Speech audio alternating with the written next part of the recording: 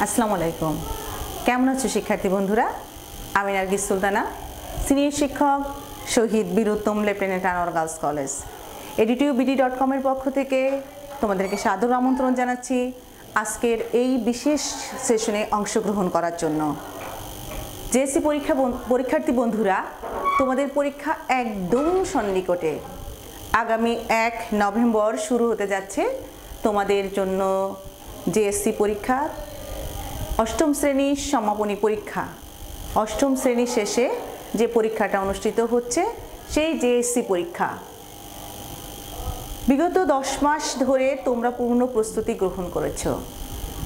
তোমাদের প্রস্তুতি আশা করি সবার একদম মনের মতো হয়েছে, কারণ তোমরা নিজেরা কষ্ট করেছ, প্রতিষ্ঠানের শিক্ষকরা তোমাদের সহযোগিতা করেছে, বাবা মা সহযোগিতা করেছে।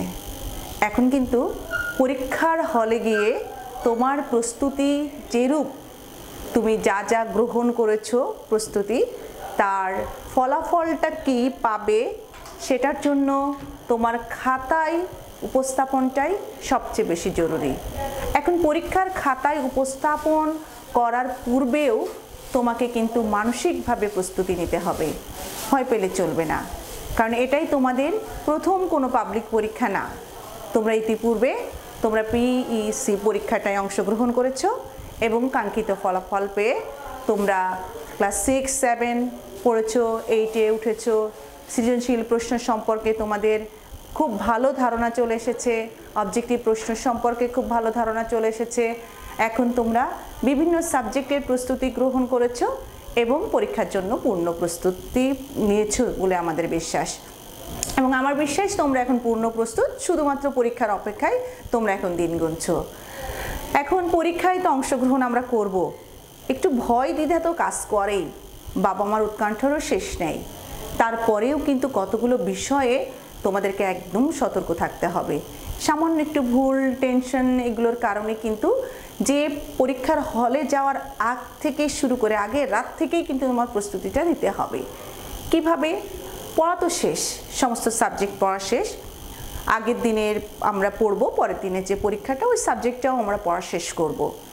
পরীক্ষা শেষ, পড়াটা শেষ করব, পরীক্ষার আগের রাতের জন্যই কিন্তু তোমাকে প্রস্তুতি নিতে হবে বেশি। আগের রাতের প্রস্তুতিটা কীরূপ হবে আমি এখানে দিয়েছি, পরীক্ষার আগের রাতের প্রস্তুতি। আসলে পরীক্ষার আগের রাতের প্রস্তুতিটা কীরূপ হতে হবে? পরীক্ষার আগের রাতের প্রস্তুতি বলতে আমরা কি বুঝি? আগের রাতে আমরা পড়াটা বইটা পড়বো, এটাই কি প্রস্তুতি? আসলে কিন্তু তা না। বই কিন্তু পূর্বেই তোমাদের শেষ হয়ে গেছে, সমস্ত বই। প্রয়োজনীয় ইম্পর্টেন্ট জিনিসগুলো তোমরা চোখ বোলাবে, দেখবে। কোনো সমস্যা যদি মনে হয়, কোনো একটা বিশেষ অধ্যায় তোমার এখনও মনে হচ্ছে না আর একটু দেখতে পারলে মনে হয় ভালো হতো, তাহলে ওটা দেখে নিবে।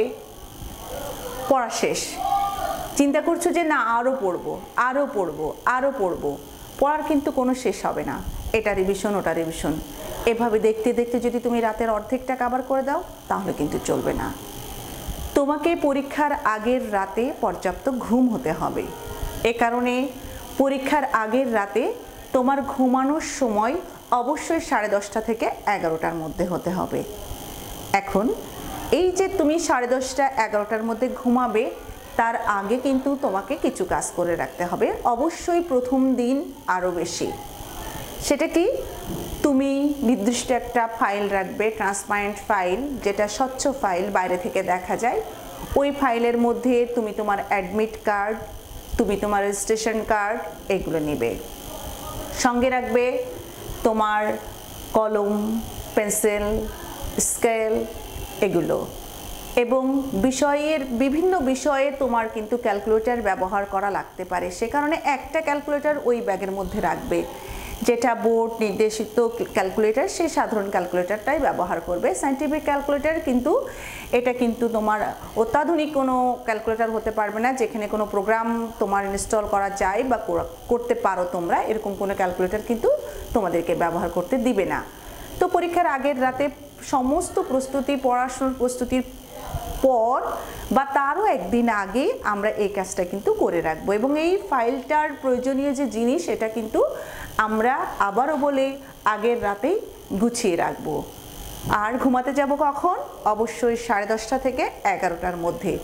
যদি পর্যাপ্ত ঘুম তোমার না হয় তাহলে কিন্তু তোমার পরীক্ষার হলে গিয়ে একটু ঝিমুনি ভাব আসবে, তোমার যেটা তুমি পড়ে গেছো সেটা তুমি ভুলে যেতে পারো, কারণ ঘুমটা তোমার ব্রেনটাকে একদম ঝরঝরা করে দেবে। তুমি ঘুম থেকে উঠে ফ্রেশভাবে উঠবে, তুমি নাস্তা করবে, তোমার প্রয়োজন লাগে তুমি যদি কিছু খেতে চাও গরম চা বা এই জাতীয় জিনিস খেতে পারো, যদি মনে করো আমি ফ্রেশ একটা গোসল করব সেটাও করতে পারো, করে তুমি একদম পূর্ণ রেডি হয়ে যাবে পরীক্ষার জন্য। এবং মনের ভিতরে কিন্তু কোনো ভয় রাখবে না। আগেই বলেছি তোমরা পিইসি পরীক্ষায় অংশগ্রহণ করেছো ইতিপূর্বে, এখন তো তোমরা তার তুলনায় অনেক বড় হয়ে গেছো, সো তোমরা এখন আর কিন্তু কোনো ভয় পাবে না। পরীক্ষার হলের সিট কোথায় পড়েছে সেটা তো তোমাদের আগে কেন্দ্র কোথায় সেটা তোমরা জানো, সেভাবে পরীক্ষার কেন্দ্রের দূরত্ব কতটুকু সেটা মাথায় রেখে পরীক্ষার দিনের যে সকালের প্রস্তুতি সেটা গ্রহণ করবে, যে আমার পরীক্ষার কেন্দ্রটা কত দূর, এখান থেকে যেতে আমার কোনো যানজটে আমি পড়বো কি না।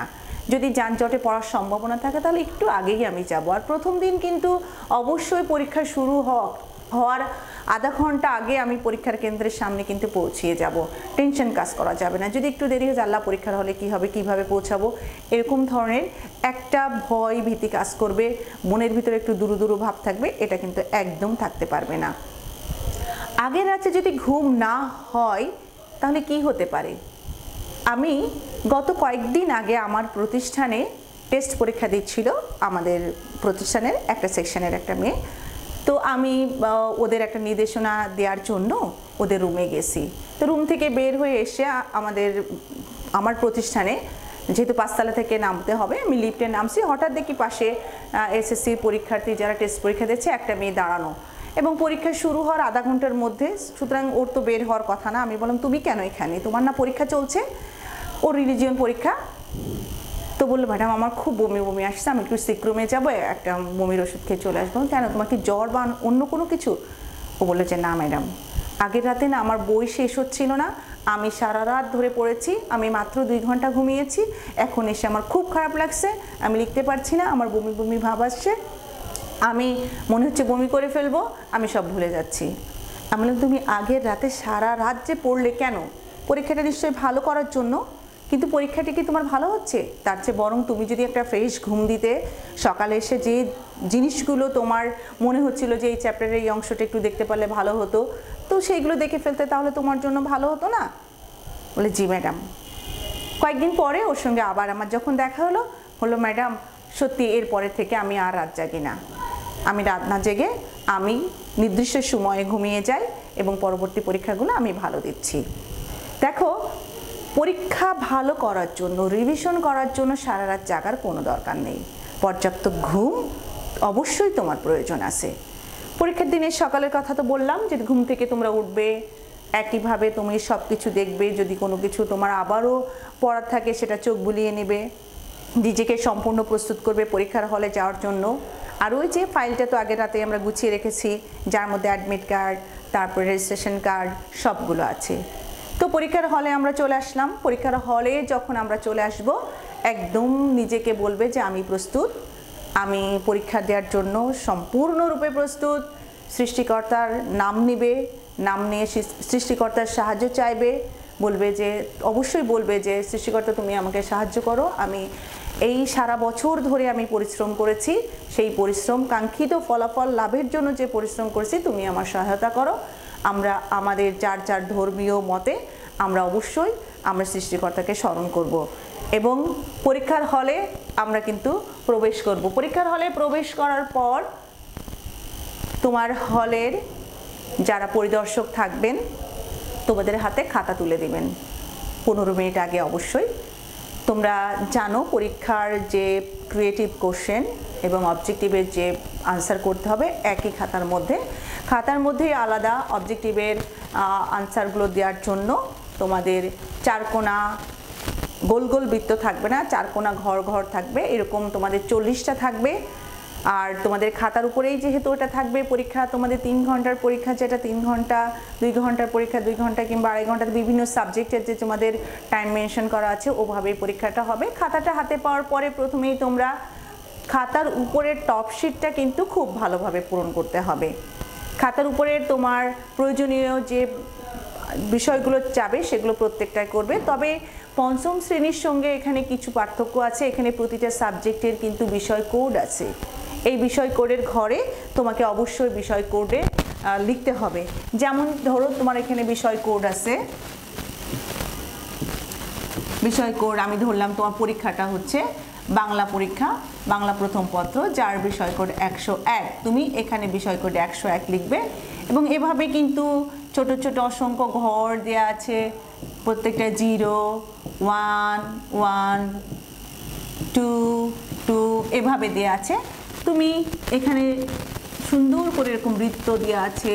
আমি 101 যেটা আছে সেটা একদম বল পয়েন্ট কলম দিয়ে খুব ভালো করে ভরাট করব।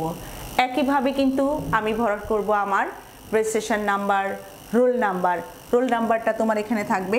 একইভাবে রোল নাম্বারটা আমরা এখানে লিখব।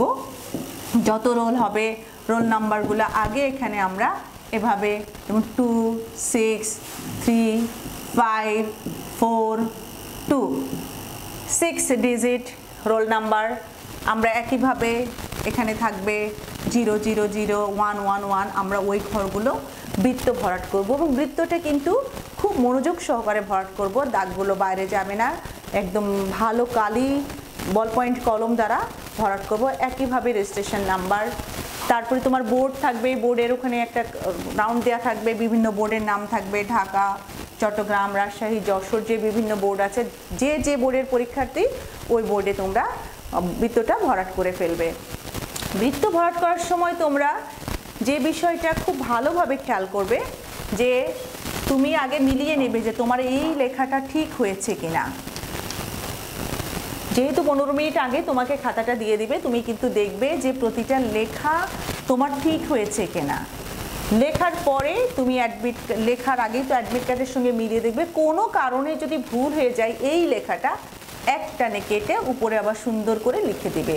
সাপোজ তোমার এখানে 3-এর চাই 3, তোমার হয়তো হবে এখানে 2, তুমি সুন্দর করে একটানে কেটে উপরে 2টা সঠিকটা লিখবে। এটা তো গেল এই ডিজিটে লেখার বেলায়। এখন বৃত্ত ভরাটের সময় যদি ভুল হয়ে যায় তাহলে কি করবে তুমি? এখন দেখো এখানে 101 তোমার বাংলা প্রথম পত্রের বিষয় কোড। তুমি 101-এর জায়গায় তুমি এখানে 101 না করে তুমি এখানে 111ই করে ফেলেছো। এটাও কিন্তু আরেকটা বিষয় কোড 111 ইসলাম ও নৈতিক শিক্ষার বিষয় কোড। এখন এখানে 0, বাট তোমার হওয়ার কথা হয়তো বা তোমার হওয়ার কথা উচিত 101। সেক্ষেত্রে তুমি কি করবে? সেক্ষেত্রে তুমি যেটা করতে পারো, আবার তোমার যেহেতু এখানে সঠিকটা লেখা আছে, এইটা ঘষে মেজে তুলে ফেলার কোনো দরকার নেই। তুমি চিন্তা করছো আল্লাহ ভুল হয়ে গেছে, আমার তো সব শেষ হয়ে গেল, না, এমন কিছু মনে করার কোনো কারণ নেই। কারণ ভুল মানুষই করে এবং প্রত্যেকটা ভুলেরই কিন্তু সমাধান আছে। সেই সমাধানটা কি? তুমি আবার ওটা ওখানেই থাকবে, এই 0টা আবার তুমি ভর্তি করে দিবে।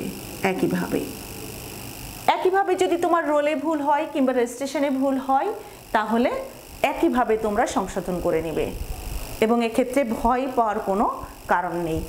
তবে সতর্কতার সাথে যদি তুমি পূরণ করো এই বৃত্তগুলো এবং এই লেখাটা যদি সঠিক হয় তাহলে তুমি এই ধরনের অনাকাঙ্ক্ষিত ভুল থেকে নিজেকে সরিয়ে রাখতে পারবে। আর তোমরা এটা লেখার পরে যখন এখানে 0 আছে, এখানে 1 আছে, এখানে 2 আছে, এখানে 2 আছে, সবগুলোতেই 2 থাকবে, এখানে তোমার 3 আছে, তারপরে 4 আছে। তুমি যখন বৃত্তটা ভরাট করবে তার আগেই তুমি যে কাজটা করবে, এরকম ছোট্ট করে একটা দাগ দিয়ে নেবে। হ্যাঁ 6, এখানে 6 আছে 6-এ, এখানে 3 আছে 3-তে, 5 আছে 5-এ, 4 আছে 4-এ, 2 আছে 2-এ, এরপরে মিলিয়ে নিয়ে এটা ভরাট করবে। একটু সতর্কতার সঙ্গে করলে এইটা কিন্তু কোনো ব্যাপারই না। ইতিমধ্যে তোমরা বিভিন্ন প্রতিষ্ঠানে যারা মডেল টেস্ট দিয়েছো, বিভিন্ন প্রতিষ্ঠানে যার যার বিদ্যালয়ে যার যার স্কুলগুলোতে কিন্তু এই ধরনের টপশিট দিয়ে পরীক্ষা কিন্তু তোমাদেরকে নেওয়া হয়েছে। যদি কারো না নেওয়া হয়ে থাকে তাহলে তোমরা এটা দেখার পরে তোমাদের যে ইয়েগুলো ছিল সেটা কিন্তু তোমরা জানতে পারবে যে কোন ধরনের ভুল হলে কি করা উচিত, সেটা তোমরা জানবে। এখন পরীক্ষার খাতার উপরে সম্পূর্ণ কমপ্লিট হয়ে গেল। অ্যাডমিট কার্ডটা এলোমেলো না রেখে এবার ওই ফাইলের মধ্যে তুমি ভরে ফেলবে আবার, যে ফাইল থেকে অ্যাডমিট কার্ড এবং বের করেছিলে এটা। আরেকটা কথা বলে রাখি, তোমরা যারা অ্যাডমিট কার্ড এবং রেজিস্ট্রেশন কার্ড ইতিমধ্যে পেয়ে গেছো তোমরা অরিজিনাল যেটা সেটা কিন্তু নিয়ে যাবে, আর ফটোকপি করে বাসায় কিন্তু রেখে দেবে। যদি কোনো কারণে তোমার এটা হারিয়ে যায়, যাতে বিকল্পটা দিয়ে অ্যাটলিস্ট পরীক্ষাটা চালানো তোমার পক্ষে সম্ভব হয়। কোনো কারণে যদি তুমি ভুলে যাও অ্যাডমিট কার্ড বা রেজিস্ট্রেশন কার্ড নিতে, সেক্ষেত্রেও কিন্তু ঘাবড়িয়ে যাবে না। আমি আগেই বলেছি, যদি কোনো ভুল হয়ে যায়, প্রতিটা ভুলেরই কিন্তু সমাধান আছে। সেক্ষেত্রে তোমার যে পরিদর্শক থাকবে তার সহায়তা চাইবে যে আমি ভুলে গেছি স্যার বা ম্যাডাম, আমি এটা ভুলে গেছি, এটা ওনারা তখন তাৎক্ষণিক ব্যবস্থা গ্রহণ করবেন। ওনাদের যে প্রসেসে যাওয়া উচিত ওনারা যাবেন। তারপরেও কোনো বিষয়ে ঘাবড়িয়ে গিয়ে পরীক্ষাটা খারাপ করা কিন্তু চলবে না। এরপরে তোমার প্রশ্নপত্রটা তোমার হাতে চলে আসবে। প্রশ্নপত্রটা যখন তোমার হাতে চলে আসবে, পরীক্ষার হলে প্রবেশ করে খাতা তুমি টপ শিটটা একটা প্রস্তুত করলে এবং একই সঙ্গে সময় নিয়ে তুমি খাতার মার্জিনটা করে ফেলবে। তুমি খাতার মার্জিন করবে, খাতার বাম পাশে মার্জিন করবে, উপরে মার্জিন করবে। মার্জিনের পরিমাণটা তোমার যে স্কেল থাকবে ওই স্কেল সমান করে নিতে পারো। 1 ইঞ্চি পরিমাণ মার্জিন এদিকে করবে। আরেকটা বিষয় খেয়াল করবে, অনেকে এই সাইডেও মার্জিন করে ফেলো, একদম চারিদিকে মার্জিন করে ফেলো, আপত্তি নাই, তবে এটা যে করতেই হবে এমন কোনো কথা নাই। অনেক সময় এপাশের মার্জিনটা যদি আমি বলি খুব ব্যক্তিগত আমার ওপিনিয়ন হয়, তাহলে আমি বলবো এই মার্জিনটা না দিলেও চলে, এই মার্জিনটা আমরা দিব। এবং আমার যে খাতা থাকবে খাতার বাম পাশ এবং উপরের মার্জিনটা দিব। আর লেখার সময় আমি খেয়াল রাখবো যে এখানকার একটা অংশ, একটা 1 ইঞ্চি পরিমাণ জায়গা যেন আমার এদিকে ফাঁকা থাকে। এবং নিচেও কিন্তু সমপরিমাণ জায়গা, একটা পেজ লেখা শেষ হয়ে যাবে তখন নিচের অংশটাও কিন্তু আমরা ফাঁকা রাখবো। এটা তুমি লেখার সময়ই মেনটেন করবে, ঠিক আছে? এই মার্জিনটা আমি অনেক সময় দিতে নিষেধ করি একটাই কারণে, যে একটা অঙ্ক তুমি করছো, একটা লাইনে তোমার কমপ্লিট করা দরকার, বা কোনো একটা বিষয় একটা লাইনে চাচ্ছ যে তুমি কমপ্লিট করতে, তখন এই মার্জিনটা তোমার বাধা দেবে। তবে কেউ যদি তোমরা করে থাকো সেটাও কিন্তু ভুল না। খাতা প্রস্তুত, প্রশ্ন পেয়ে গেছো। প্রশ্ন পাওয়ার পরে প্রথম কাজ হচ্ছে সুন্দর করে প্রশ্নটা প্রথম থেকে শেষ পর্যন্ত পড়া। এখন অবজেক্টিভ আছে এবং ক্রিয়েটিভ কোশ্চেন আছে। প্রথমেই কিন্তু তুমি অবজেক্টিভটাই ধরবে বলে আমার বিশ্বাস। অনেক সময় হয় কি, অবজেক্টিভটা না ধরলে যে ভুলটা মেয়েরা বা ছেলেরা করে ফেলে, অবজেক্টিভটা তোমার 40টা অবজেক্টিভ তুমি সুন্দর করে পড়লে সবগুলো আনসার তুমি নাও পারতে পারো, কিন্তু ভয় নাই, কারণ তোমার সামনে অনেক সময় 3 ঘন্টা ধরে পরীক্ষা দিবে তুমি, তোমার যেগুলো হবে সেগুলো টিক দিবে। তোমার এক্ষেত্রে কিন্তু তোমার এরকম তোমার ক, খ, গ এরকমভাবে তোমার দেওয়া থাকবে।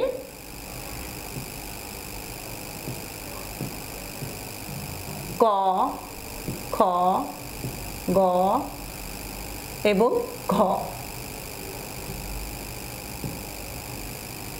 এই আনসার শিটের মধ্যে যেটা হবে সেটা তোমরা সুন্দর করে টিক দিয়ে ফেলবে, এভাবে টিক দিয়ে ফেলবে। যেটা আনসার হবে, সঠিক আনসার যেটা হবে সেটাতে তো তোমরা টিক দিয়ে ফেলবে।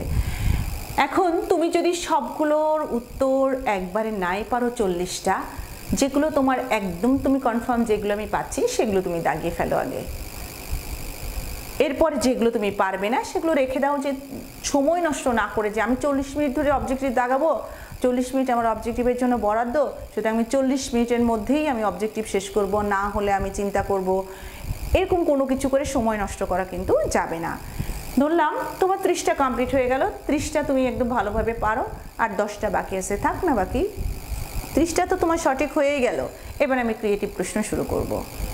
ক্রিয়েটিভ প্রশ্ন শুরু করার ক্ষেত্রে তোমার খাতার উপস্থাপনা কিন্তু একদম সুন্দর হতে হবে।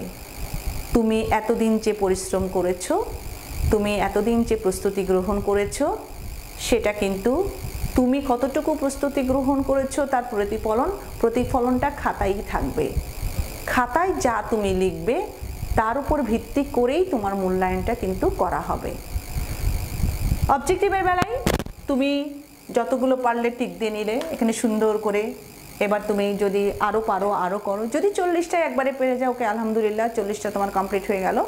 এবার তুমি পেজ উল্টিয়ে চলে যাবে ক্রিয়েটিভ প্রশ্নের বেলায়। ক্রিয়েটিভ প্রশ্নের ক্ষেত্রে তুমি খেয়াল করবে যে কোন প্রশ্নটা তুমি সবচেয়ে ভালো পারছো। যে উত্তরটা তুমি সবচেয়ে ভালো পারবে 1 থেকে 9 এর মধ্যে, সেটা দিয়েই তুমি শুরু করো।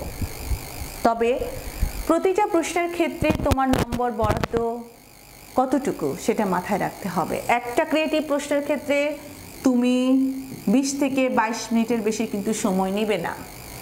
যদি নাও তাহলে তোমার পরবর্তী প্রশ্নগুলো লেখার জন্য সময় একদম কমে যাবে। এখন আসো ক্রিয়েটিভ প্রশ্নের উত্তরটা খাতার মধ্যে কিভাবে লিখবে। ক্রিয়েটিভ প্রশ্নের উত্তর তুমি ধরলাম যে প্রথমেই তুমি 8 নম্বর প্রশ্ন দিয়ে শুরু করবে, কিংবা ধরলাম 4 নম্বর প্রশ্ন দিয়ে শুরু করবে, যেটাই তুমি শুরু করো না। আমার মার্জিন আছে, মার্জিনের নিচে আমি লিখব 1 নম্বর প্রশ্নের উত্তর। যদি আমি 1 শুরু করি, 1 নং প্রশ্নের উত্তর, সুন্দর করে লিখলাম, লম্বা একটা দাগ দিলাম। যদি এবার আমি ক, এই জায়গায় আমি কটা দিব।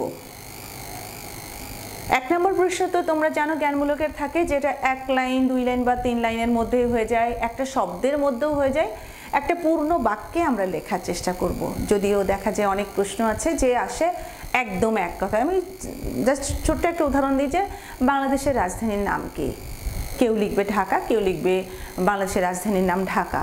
পূর্ণ একটা বাক্যের লেখাটাই যুক্তিসঙ্গত। তো আমরা এটা লিখে ফেললাম।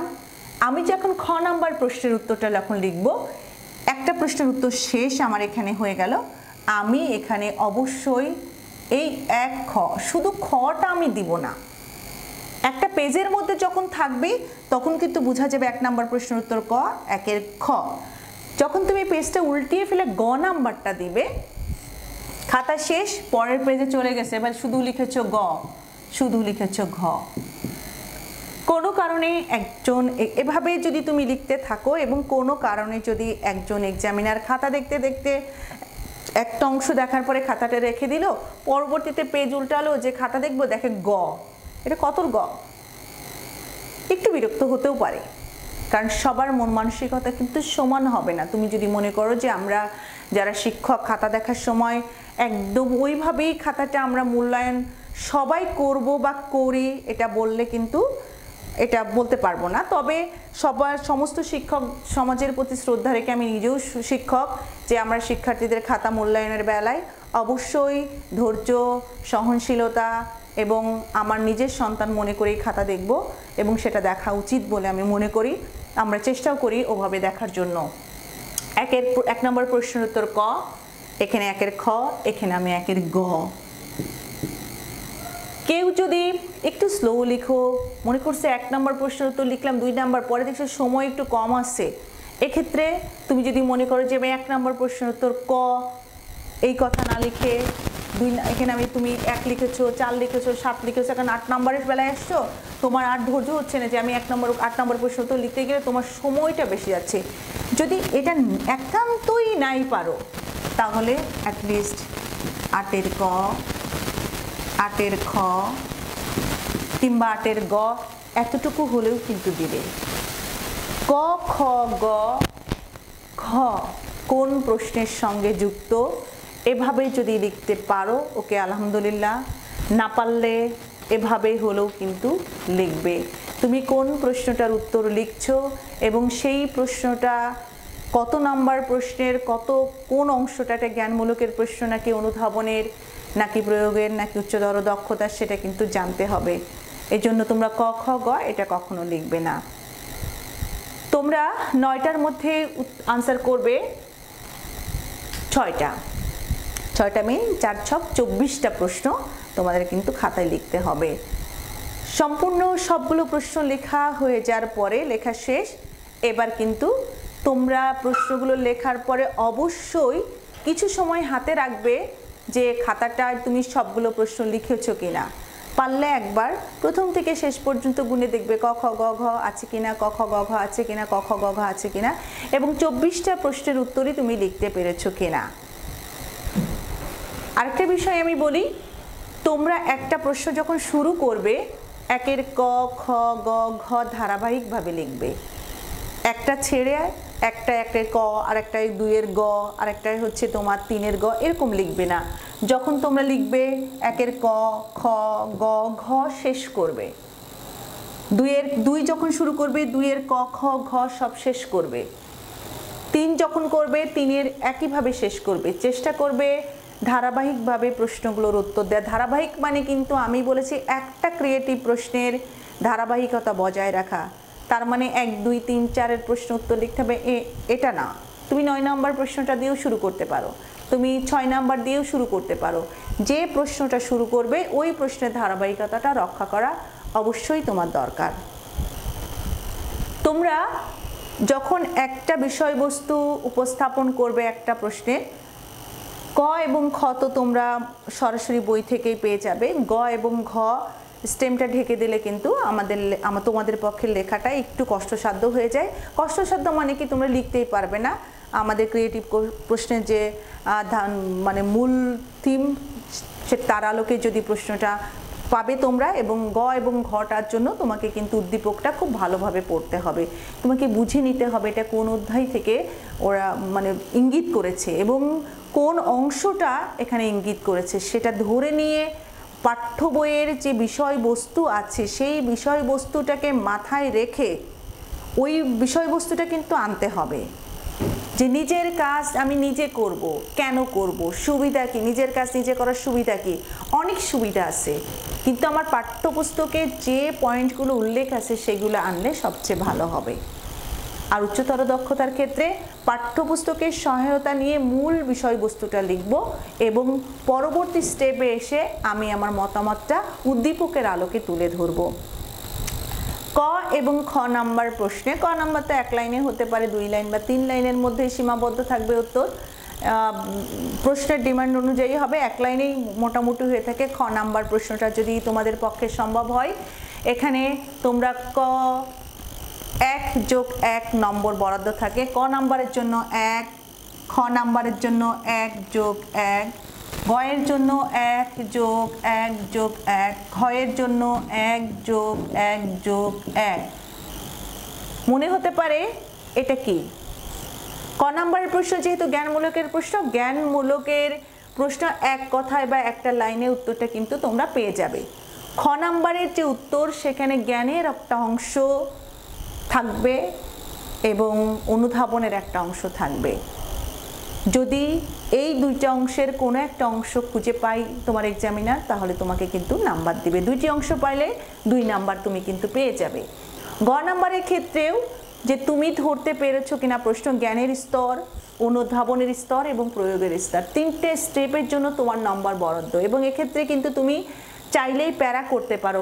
যদি প্যারা করে লিখো তাহলে কিন্তু খাতার নাম্বারটা, এবং গুছিয়ে লিখো যে প্রথম প্যারায় কোন অংশটা আসবে, জ্ঞানের অংশটা আসলো, এখানে তোমার অনুধাবনের অংশটা আসলো, এখানে তোমার প্রয়োগের স্তরটা আসলো।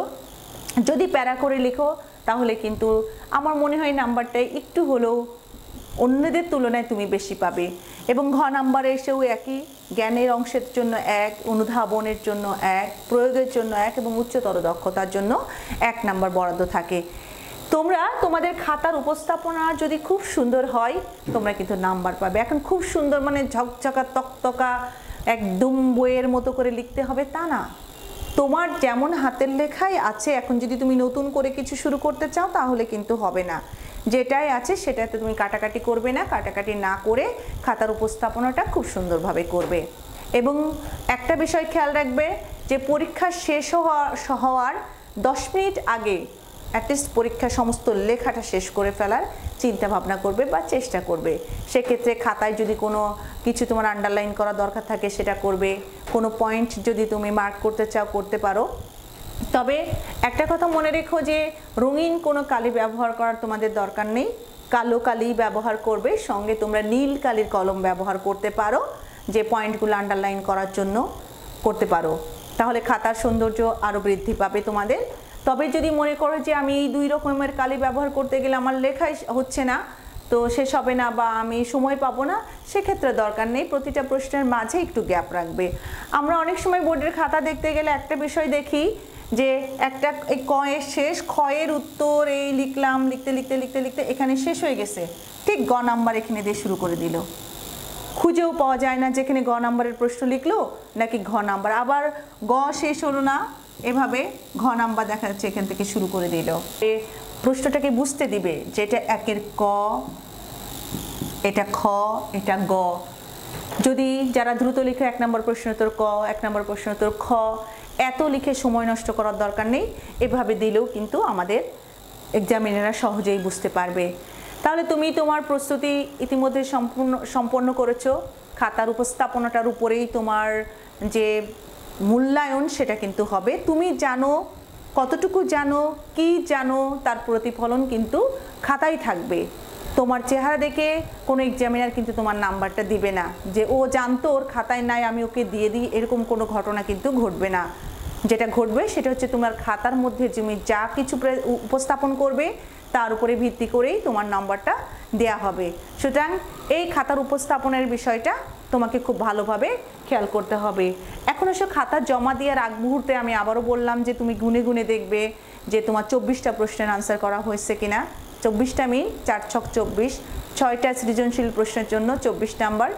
আমি যেমন তো কর্মজীবনমুখী শিক্ষায় তোমাদের 3টা প্রশ্নের আনসার করতে হয়, ওখানে তোমার 3 4 12টা থাকতে হবে, 4টা পার্ট মিলে। এরপরে চোখ বোলাবে যে প্রতিটা অবজেক্টিভ তুমি দাগিয়েছো কিনা। যদি দেখো যে শেষ মুহূর্তে তোমার 1টা বা 2টা বাকি আছে, তুমি মনোযোগ সহকারে দাগবে।